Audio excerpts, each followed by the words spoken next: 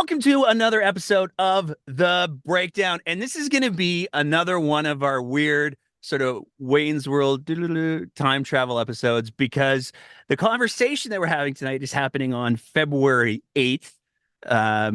But it's going to be presented in a few days because the conversation that we're having is another one of those embargoed conversations, which is to say, we're having a conversation with the leadership candidate tonight for the NDP leadership race, but they haven't announced yet, but they will have announced by the time that this airs. So it gets very Doctor Who, timey-wimey kind of thing. But we're excited to have the conversation that we're going to have tonight. I'm very excited to welcome to the show a little bit of a heavy hitter in the NDP world. She's been the deputy premier. She's been the minister of health. Um, and she's currently, unless I'm about to really step in something, the MLA for Edmonton Glenora. Very excited to welcome to the show, Sarah Hoffman. Thanks so much, Nate. Party time, excellent. There we go. Perfect. All we need is a little bit of Stairway to Heaven, and we're off to the races. Um, so before we get into the leadership conversation, one of the things that we believe is really important here at the show is we like to know a little bit about who we're talking to first. So before we get into Sarah Hoffman, the NDP leadership candidate, I'm just going to ask the broad question: who is Sarah Hoffman? Oh, thanks. I'm somebody who grew up in a small town in northern Alberta. I grew up in Canuso, halfway between Slave Lake and High Prairie. If folks know northern Alberta, a couple hundred people live there. I was the principal's kid. My dad was a principal at our public school. My mom taught kindergarten, and that meant we spent a lot of time at the school. While they were planning, prepping, marking, all those fun things, I was often hanging out in the gym, practicing my volleyball serve. And yeah, then I moved to Edmonton to pursue an education degree and post-secondary in general, and it was a great experience. And then I fell in love with the city. It's been a great place to live and put down roots. And yeah, I've got a strong community. I love the arts sector of Edmonton, and I love Alberta in general. It's been a great place to grow up, and now I'm fighting to be the premier of the province that I love so much. How do you make the jump from, because there's got to be a story there. How do you make the jump from studying education and pursuing a career in the education realm to, you know what I'd like to do next? Like how did that transition work for you? Yeah, so I was doing grad studies. I was doing a master's in educational policy studies and went to a lot of the student mixers that we had. And Raj Panu was adjunct professor in our department. He also happened to be an NDP MLA. And one night at one of these potluck dinners, I asked him and his wife Swinder for some life advice. Wasn't sure what I wanted to do exactly or how to get there. And I asked them both for some advice. And I can't remember which one of them first said, get more involved in politics. But I remember them saying that we need more women. We need more feisty women to get involved. And that definitely turned into a lot of volunteering and eventually a job with the NDP. And yeah, so many teachers don't end up teaching after the first 5 years. Mine was even a little bit faster than that, but there is an incredibly high burnout rate. A big part of that has to do with the provincial government that we have. So yeah, a lot of teachers find other careers, and I'm one of those. There we go. Okay. So next question has to be you have a couple of terms as an MLA now. Yeah. What made you decide, Rachel Notley, a lot of people were speculating after the last election how long she was going to be sticking around for. What made you decide to run for the leadership of the NDP? I took some time to reflect on it because plan A was win the last election. When we were so close, I was hopeful that I'd get an opportunity to serve in a Rachel Notley cabinet again. And when that didn't work out, and I'm sure many others over the summer took some time to sort of reflect on what was next. And what I realized over the summer is that I think that there are a number of issues that I really hope that our party in Alberta focuses on. I think that we're in a time of figuring out what's next and obviously making sure that we secure the electoral success we had previously and grow on that to find those extra 1,500 votes to make sure that we can form the next government. And I think that I'm well suited to be able to carry on that work and to help define for myself a little bit because I think it's important for people to get to know the leader, their values, and who they are. And I'm excited to be able to introduce myself as Sarah Hoffman, leadership candidate to to the people of Alberta, the people of our party, and I think they're going to like it. I've had a lot of fun getting ready for this campaign. Now, you brought up the last election. You brought up how close it was. Obviously, there have been many postmortems that have been done publicly, and I'm certain privately. Yeah. I would be remiss if I didn't ask if you could fix one thing about the last election. If you could put your finger on the one thing that you believe would have put the NDP over the top, what would that one thing have been? I think we should have talked about climate change. We were door knocking in May, and it was one of the worst wildfire seasons we've ever seen. And people might say, "Oh, you can't talk about climate change in Calgary." I'll tell you, families on their doorsteps were talking to me about climate change. They were talking about how their kids couldn't play soccer, their kids couldn't have outdoor recess, and I think that we're in a state of we need to take this seriously. And if not us, then who? And that's one of the big things that I will be bringing forward in this campaign is we need to make a plan on how we're going to combat climate change and what role we're going to play as leaders in incredibly developed nation with lots of opportunity. And I know that kids, and it doesn't matter if you live in a small town in Calgary and Edmonton, everyone deserves to be able to breathe the air and not have to worry about having to flee in the summer. Boy, I don't know if you were trying to tee me up there, but you certainly did, and I'm not gonna let it go past. So I have to ask. It seems like the last 3 weeks in Alberta politics, in particular, have been the season of wait, what? And I think we had one of these moments again. We're recording this on February 8th. We had one of these moments this morning where we saw Rocky Pancholi. She put out her video. She updated her bios on her social media, and she appeared on Ryan Jesperson.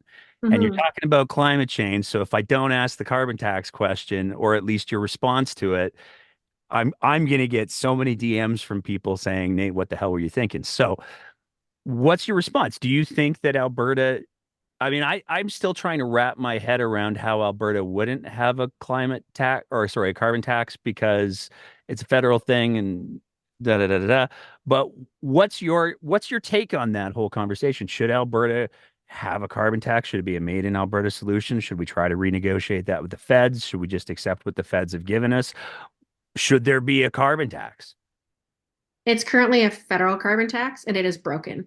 Justin Trudeau completely broke the trust with all Canadians when he decided to pick winners and losers on this thing. And when he looked at his polling and saw they were going to lose a bunch of seats in Eastern Canada and then made a bunch of exceptions for them. There is not public support. I don't support a consumer based carbon tax. We need to have real solutions. These families that I talked to during the election want us to take serious action, but the federal carbon tax is on its dying days. This is not the path forward. I think we need to, it's even more urgent now than it was when it first came in 2016, when we took action here as Albertans. But of course, the federal government's taken it over and they've broken it. So it's done, in my opinion, and we need to come up with new solutions. Can you give me an example of what some of the solutions might look like? One or two examples. Yeah, so when I think about the overall climate leadership plan, there were some components that were very successful. I think that the methane reduction has been, Danielle Smith's traveling the world bragging about how great we've been at reducing methane. Thank you so much for the climate leadership plan for that. The coal phase out, again, very successful. Nobody's campaigning on bringing back coal. And I'd say that the large industrial piece has also been successful. I believe in the polluter pay principle.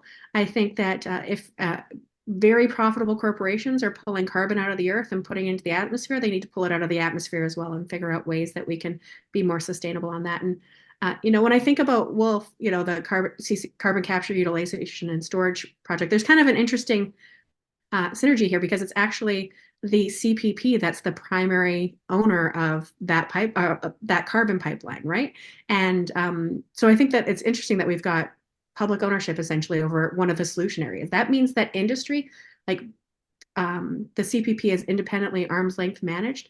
They know that this is an area for investment. They know this is an area where they can make a profit and return that back to CPP investors, all of us as Canadians who pay into the CPP, there is an economic case for us to take serious action on climate change. And we can do that with industry. We can do it in a thoughtful way. But at the core to that is the polluter pay principle for me. Excellent. Thank you for answering the question. I'm going to get back to sort of the broader questions before we get back into the policy piece. It's just you Sure. served that one up on a silver platter, so I had Yeah, to that's fair. I had to take it. One of the big conversations that's been going on heading into this leadership race has to do with what does it mean for the NDP? I don't think there's any debate that in many ways the NDP was the party of Rachel Notley. Um, Hmm. there's certainly a dynasty there with the history with her father.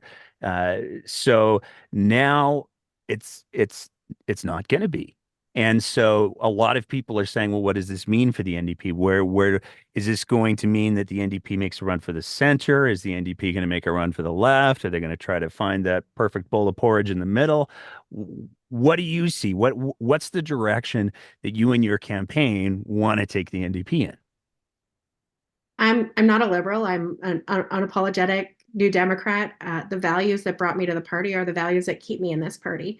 And I think we need to apply those principles of taking care of one another. The same things I learned growing up in small town Alberta, that when your neighbor needs help, we help each other, that we're more effective when we ensure for one another, when we're part of a collective and when we support each other. So the three big policy areas that I want to focus on, I know it's policy again, but using those values as those NDP, Alberta Prairie, New Democrat values, really want to focus on healthcare. I really want to focus on climate, and I really want to focus on housing. And I think all three of those areas, Albertans will benefit if the NDP values are driving the conversation in those topics. We're going to hit on each of those. But before we go to those three, one of the ones that I have to ask about is sort of the energy sector. We've seen Mm-hmm. that is for a lot of Albertans, that's how they define themselves. We've seen some fascinating policy moves come out of the UCP with the renewables moratorium for reasons that seem to change on a near daily basis, although apparently that's going to be expiring fairly quickly. And then who knows what will happen because this is Alberta in 2024. Um, but what's your vision for the role that Alberta has to play in energy production, in oil and gas, and all of that going forward?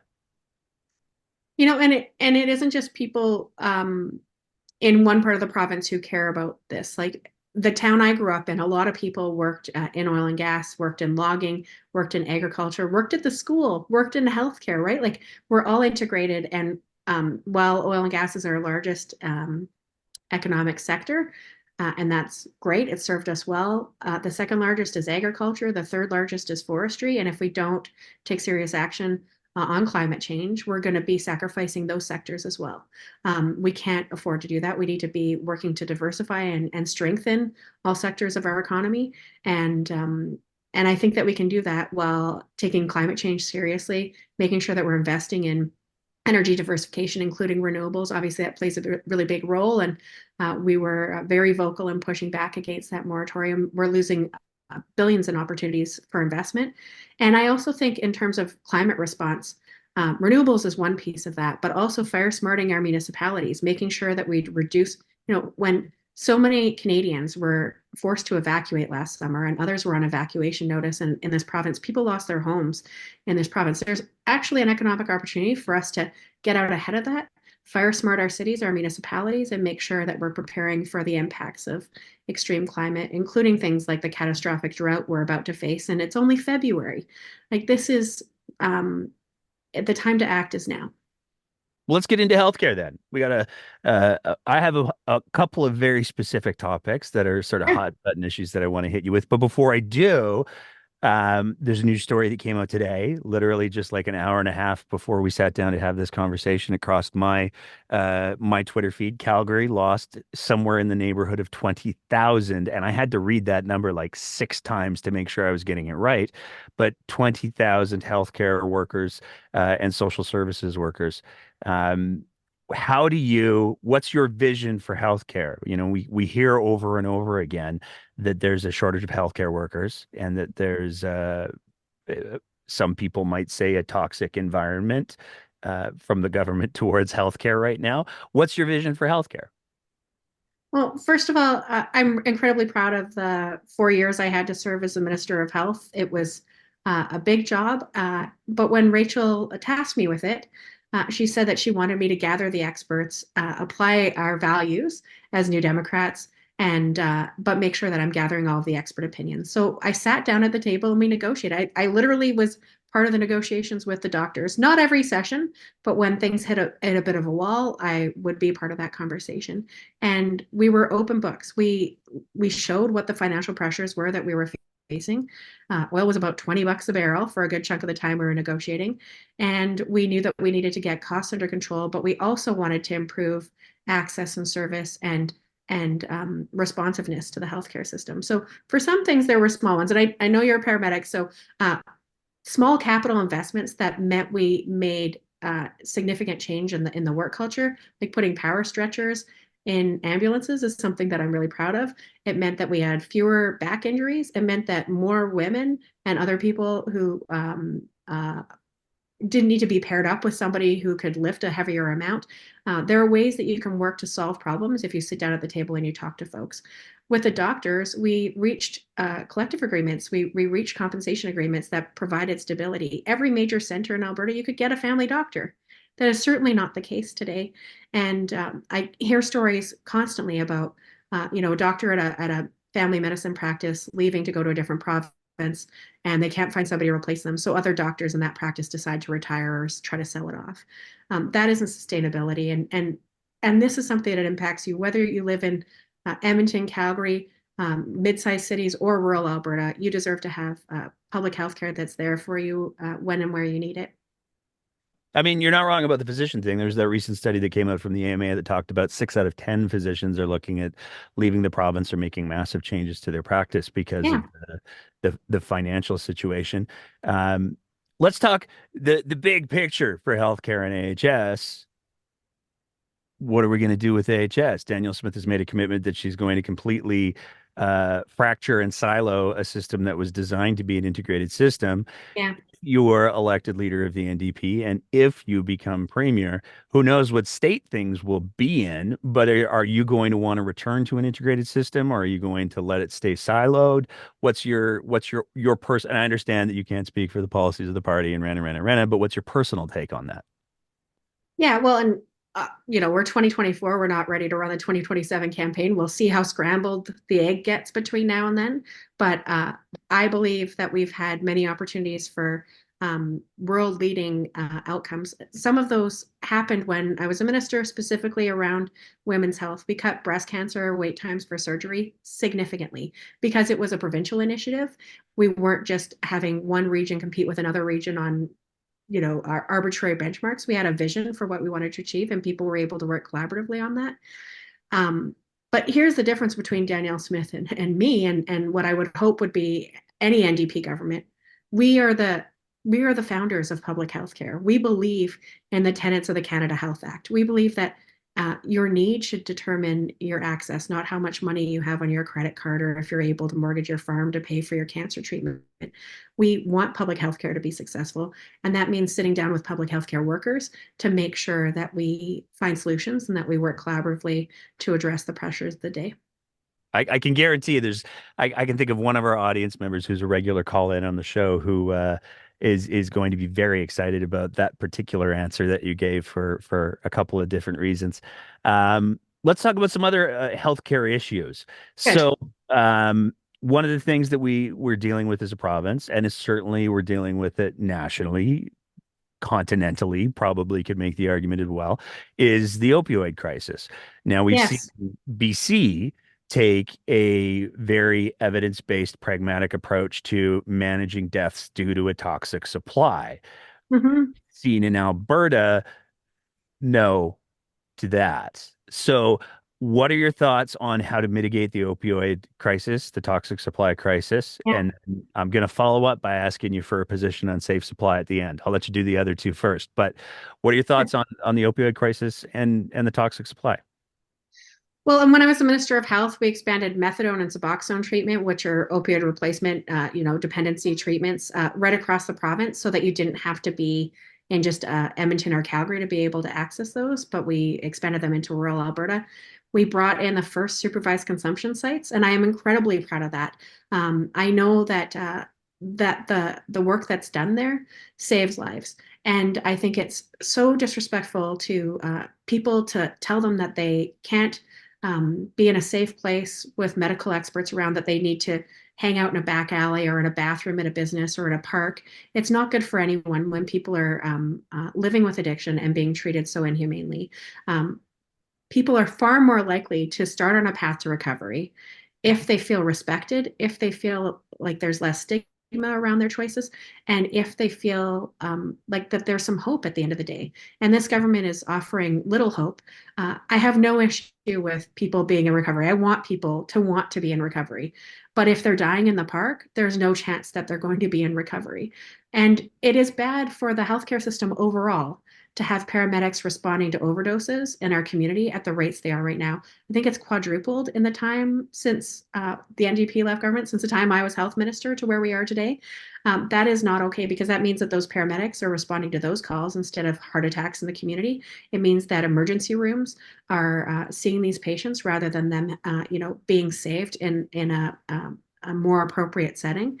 Um, it's not fair to anybody in the healthcare system when you turn your back on evidence and you put your blinders on and you shame and apply so much stigma to people who nobody wakes up and says, today I've decided I want to be addicted. They don't. And we need to make sure that if they need healthcare services, that we do that in a respectful way. The evidence on safe supply for opioids, particularly, and this is a nuanced conversation. I think it's important to acknowledge that because the evidence for safe supply, when we're talking about things like stimulants like methamphetamine or cocaine, is a little bit more tenuous. But the evidence for safe supply for opioids is overwhelmingly positive. Is that something that an NDP government under Sarah Hoffman would examine, let's say? So we're going to have 4 months. We're building out policy teams. One of the policy teams is going to be looking at healthcare, and this is absolutely one of the issues we're going to be looking at. We need to make sure that we find ways to save lives and make the healthcare system more accessible for everyone. So we'll have more to say on this with the policy team guiding that work, but this is absolutely one of the areas I'm going to ask them to look at. So I'm going to ask the question in a different way then. Um, can you commit to having an answer to that question by the end of your campaign? Yes. Perfect. I will accept that, and we'll absolutely follow up with, I don't know, somebody. Um, Me. Will help with me. okay, perfect. Then I will Yeah. do that then. Um, let's talk a little bit about, with the safe supply piece, with the opioid crisis. It's very difficult to not talk about the houselessness and the homeless situation, Yeah. particularly the encampments and the forced treatment. So Daniel Smith has introduced this policy of, wow, we're just going to tear down your homes and we'll run you through processing centers, and best of luck and just quit. Okay. I'm simplifying a little bit, but tragically not that much, I don't think. So, your thoughts on the province's current approach to the houselessness, the homelessness crisis, Yeah. and the forced treatment? I'm just going to give you those topics and you go. Yeah, so housing is one of the pillars and health is one of the pillars. And of course, you've talked about where they intersect beautifully here, because we know that if we have permanent supportive housing, which we have a number of projects that have been successful in that regard, but we need so many more. And then once people are housed in a supportive environment with social workers and addictions support workers, they're no longer homeless, right? Like the second you have a home, you're not unhoused anymore. So core to the housing policy team. There's a spectrum of issues that we're going to have to address. Obviously, on the most extreme end, the people who are living in encampments who are having their belongings taken from them. Last weekend, I was with some of my MLA colleagues, Nathan Ip and as well as Janice Irwin, and we were passing out some food outside of Bissell. And those folks who had tents now are living on the street with a tarp instead, or with a cushion, or the things that they were using to help keep themselves safe during the cold snap have been stolen from them and thrown in the garbage, and now they have even less. It is a very scary time for those folks, and we need to have more opportunities for them to enter permanent supportive housing and have a path that gives them hope. I got a couple of different topics that we can hit on. I'll let you choose between a couple here. We can talk about the pension next. We can talk about the conflagration that Danielle Smith lit off last Saturday on her radio show that has just continued to burn through, in many ways, the soul of the province. Or we can talk about did I say pension? I said pension. And I want to Yeah. talk about TBA, Take Back Alberta. So which one of those three do you want to go with? Let's go in the order you name them. Okay. Let's So start with pensions. Yeah. let's start with the pension then. So um, we saw, I think it was Jason Steffen had a fascinating town hall complete with, I guess I would responsibly call it fan fiction in regards to what the Alberta pension could potentially reward. What are your thoughts on the pension situation? I've attended and facilitated a number of pension town hall meetings over the last few months here across Alberta. I was at one in High River last week and Medicine Hat, and hosted one in Ardrossan before Christmas, as well as in my own riding recently. And I will say that there are the feedback, and it doesn't matter if it's an NDP riding or not an NDP riding, the people who are showing up is overwhelming opposition to the Alberta pension plan. They know that it is one of the best managed funds in the world in terms of pension funds, returning an average 10-year average of 10%, as opposed to a 10-year average of about 7% for AIMCO. Again, this is simple math. When you are part of an economy of scale, when you have more opportunities to invest larger pools of money, you're going to get better returns. You're going to be able to invest in things that provide more high yield returns to the folks paying into those programs. And that's what a lot of people are telling us. They're also saying that they don't want to gamble with their pension. They know that this is collective insurance that we have for all of us in our golden years, but also the death benefit. I've talked to people who accessed that when they lost a parent and then they had to go to post-secondary or other programs, as well as people who are disabled and access PDD, uh, CPPD through the disability program. So there are a lot of folks who rely on this basic income to support them at various times in their lives, and I think that it's completely wrong-headed for Danielle Smith to try to pick a fight with Justin Trudeau by threatening to take away everybody's pensions. That, if she was just going after his pension, that'd be one thing. She's not. She's going after yours and mine and my mom's and, everyone in the community. And, for a political fight she's trying to pick, it's just not fair that she's trying to gamble away people's retirement savings. Do you think that there would be anything that Danielle Smith wouldn't try to pick a fight with Justin Trudeau over? I mean, I feel like if Justin Trudeau came to Alberta and went, "Ah, the sky's blue," Danielle Smith would be like, "Friggin' Trudeau." Is there any boundary?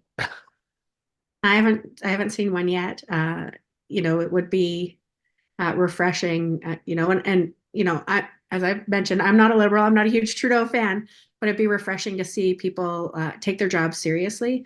Housing is another one that they spend all of their time trying to pick fights. They complained about not being invited to ribbon cuttings for projects they weren't even funding.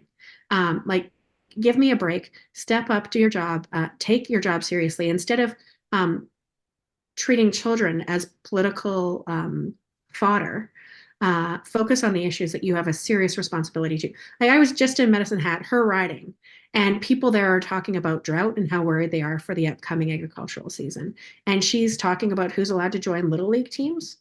Um, that And is big not, league teams. well, Like sure, that too.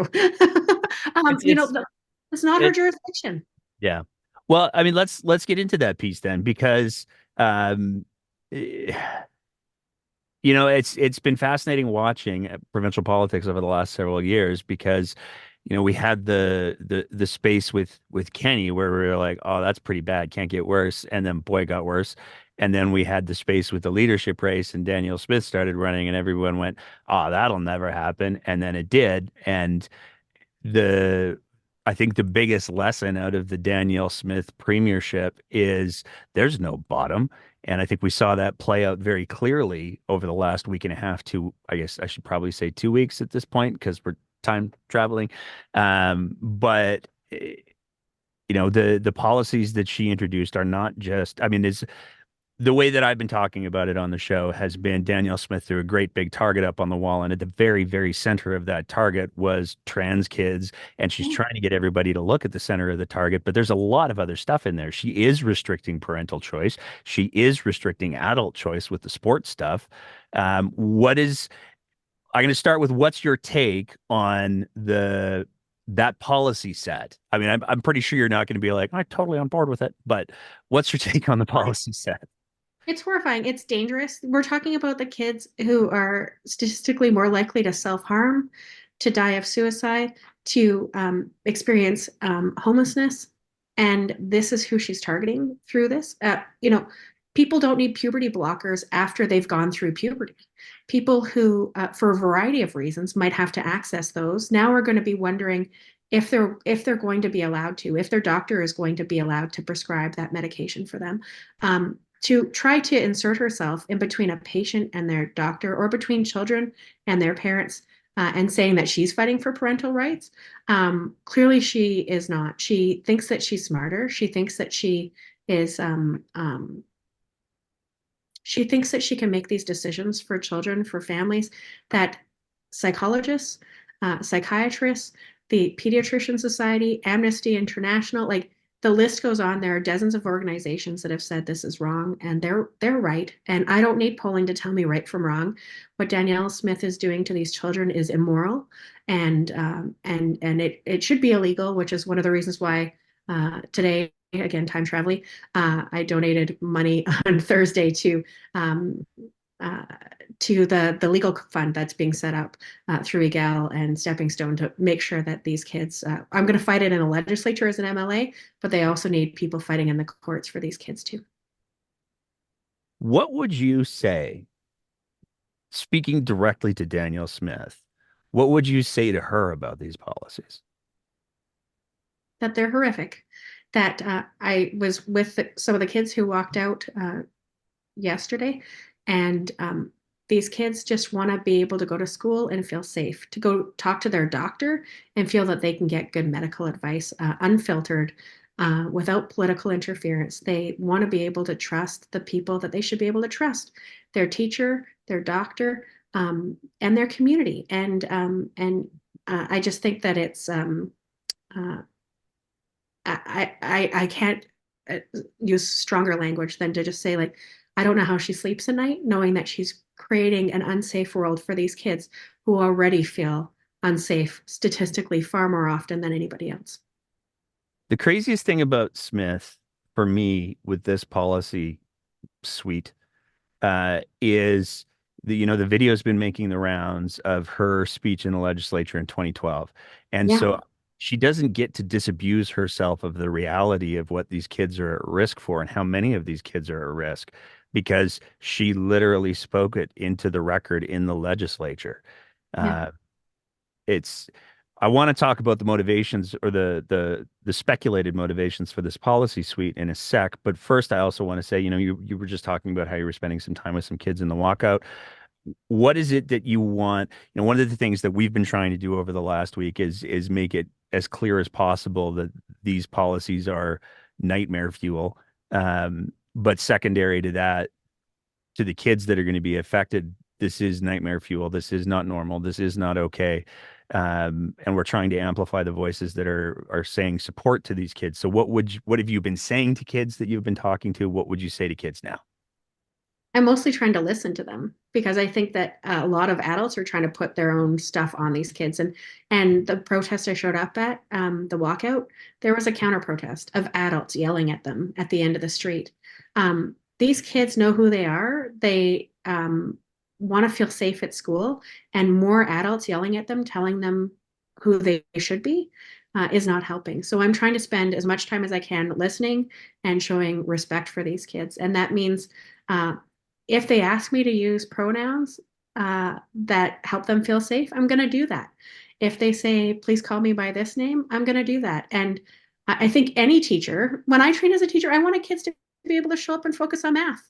And if me calling them by a nickname or a different name or their middle name meant that they could focus on feeling safe in my class and learning math, that was my goal. And Danielle Smith should focus on making sure kids feel safe and can focus on learning math and accessing healthcare services that anyone should be entitled to. We've had two conversations now with political scientist Dr. Dwayne Bratt. Mhm. Um, One of them hasn't aired at the time of this recording, but it will have aired by the time the recording is. It's just so Yeah. uh, nonlinear. And he makes no bones about the fact that he believes that this is Danielle Smith pandering to the worst elements of her party. This is Danielle Smith pandering to take back Alberta and David Parker. Yeah. So, there's no question at this point that David Parker and his band of I don't know what would be the term that I would use, speaking only for myself, of course. Let's go with sewer rats. That they have the premier firmly under their control.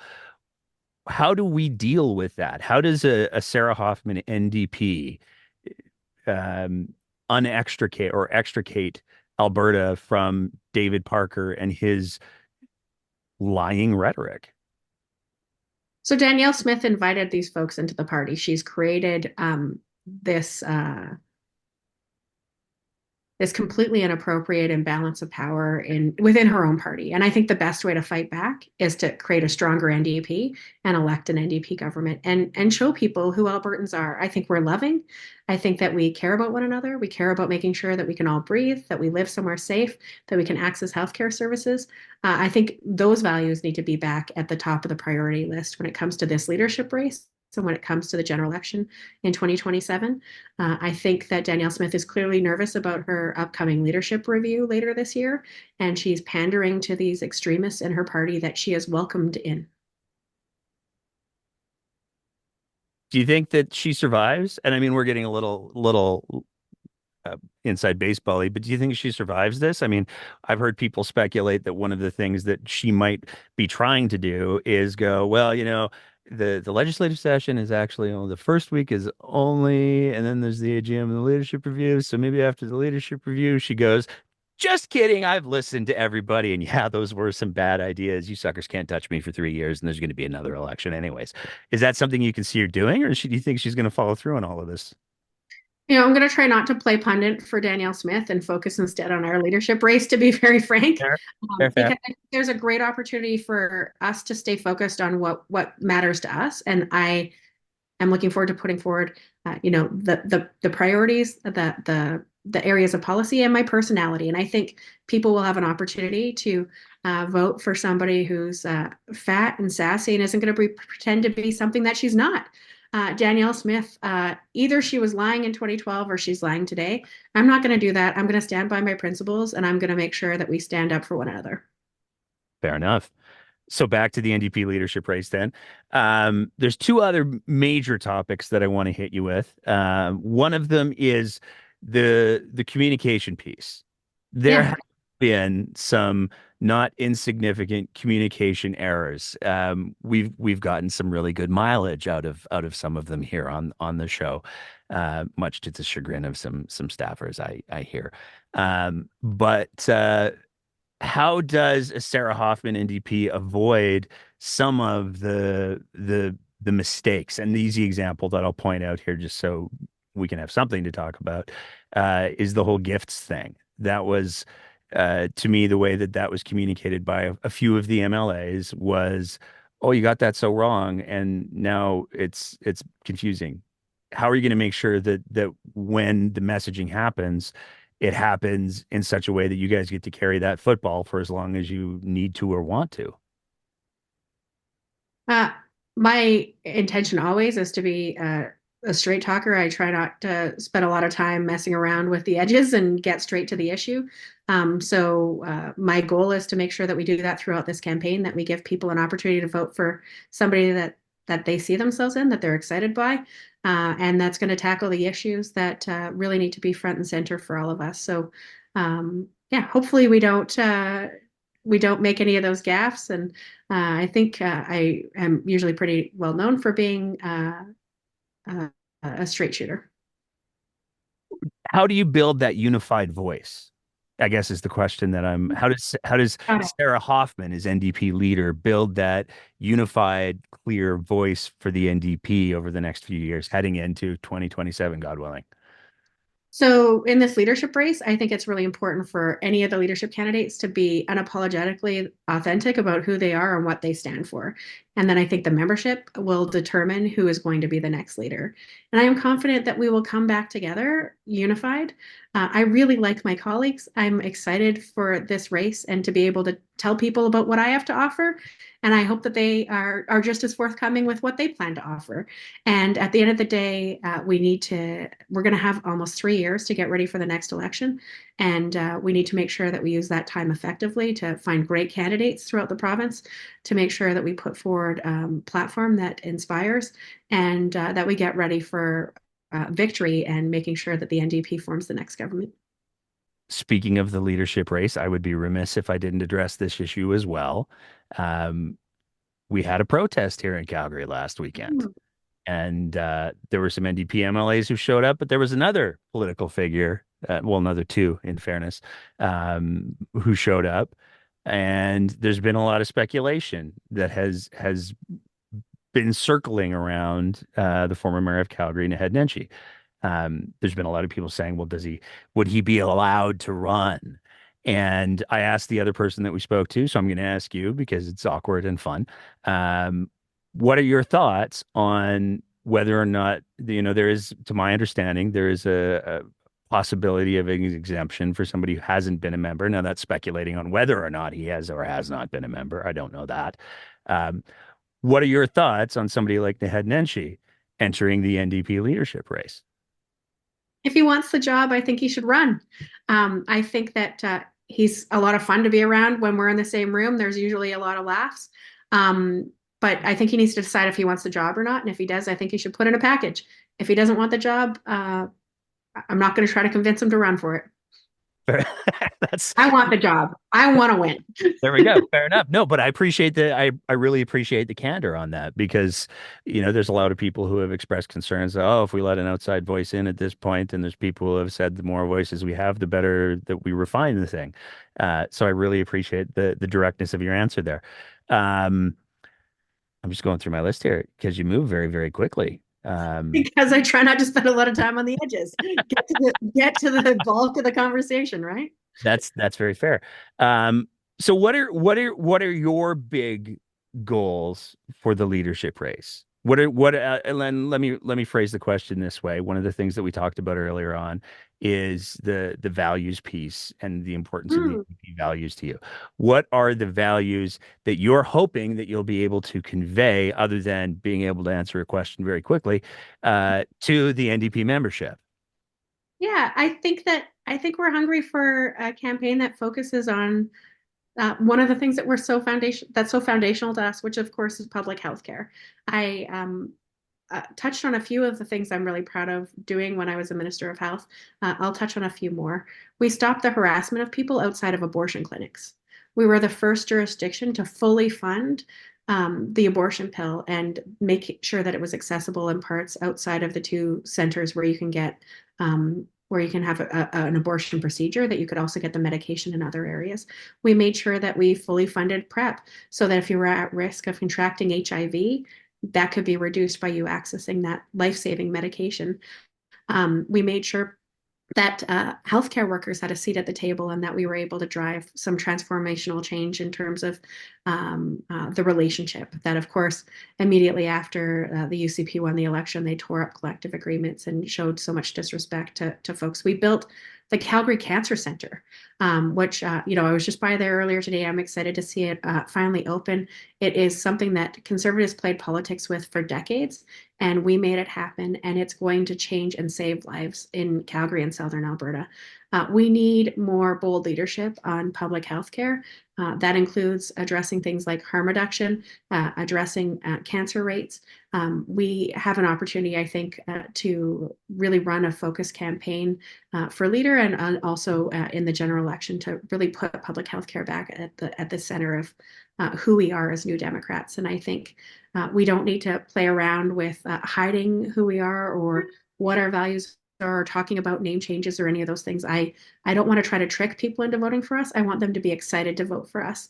And I'm an unapologetic New Democrat who's going to make sure that those solutions that New Democrats are famous for, including public health care, restored to top of mind when people think about the Alberta NDP. Okay. Well, um, I'm through my list here. I have this list of questions that I have for any of the leadership candidates that are willing to take the time to chat with us. First of all, I want to thank you for that. But we're through the list here, so I'm just gonna wing it a little bit. What's the one thing that you wish more people knew about Sarah Hoffman? Hmm. Women like me aren't supposed to be in politics. As I mentioned, I'm fat, I'm sassy, and I have a really hard time pretending to be anybody that I'm not. I hope that people get a chance to see that that's a really fun thing, actually, that we can be unapologetically ourselves. We've seen that on the right. We've seen a number of conservative politicians grow in popularity when they become more offensive and more extreme. We can actually be authentic and proud of our values, and we can grow our support. So our campaign is going to be a lot of fun. We're going to talk about those things that matter, I think, to so many of us: health, climate, and housing. And we're going to have a really good time doing it. It's going to be a great campaign. And I hope that anyone who's listening right now that's thinking, maybe I want to be a part of this, check out my website, sarahhoffman.ca, and get involved because there's a spot for you. And this is about more than just who's going to be the leader. This is about making sure that we know who we are as New Democrats and that we choose a path that we're all proud of. What are the socials, as the kids say? So we've got the website, but what are the socials? If people want to follow Sarah Hoffman on, and I'm still going to call it Twitter because it's Yeah, that's what I call it still too. Twitter to me. Yeah. Do you have a Facebook page? Are you Yeah. TikToking? Yeah, I'm a voyeur on TikTok at present. It is a little bit overwhelming for It's a hard woman to in her 40s. do. Yeah, and there are so many of the different trends that I love, and I talk to my nieces and nephews about them and say, like, help me come up with content for something sassy about, being an NDP leadership candidate. I'm an NDP leadership candidate. That means what does it mean? Something that the kids will like. So I'm a voyeur on Twitter, but or on TikTok, but pretty much all the other socials, I'm S Hoffman AB. So S for Sarah Hoffman AB because I'm an Albertan baby. Perfect. Yeah, TikTok. Well, it's the breakdown, AB. I'm not saying, I'm just saying. Um, TikTok's hard. Like we've tried to crack that a couple of times, and we've had a couple people like, well, let's try this. And it's that's just I'm old is what the I'm problem. having so much fun watching though. There are so many amazing creators out there who are Oh, there's um, hilarious Lisa B engaging. 923, I think it is. I'm working from memory. Yeah. Boy, she makes me just feel inadequate because she's so funny and she's so to the point. And it's like I take 2 hours to make a point. You're doing it in 30 seconds. It's remarkable. I have nothing but admiration for her. Um, Sarah, I want to say, can I call you Sarah, or do I have to like Yes. Yeah. Yeah. Or Hoff, you choose. honorable Sarah Hoffman because you get the honorific.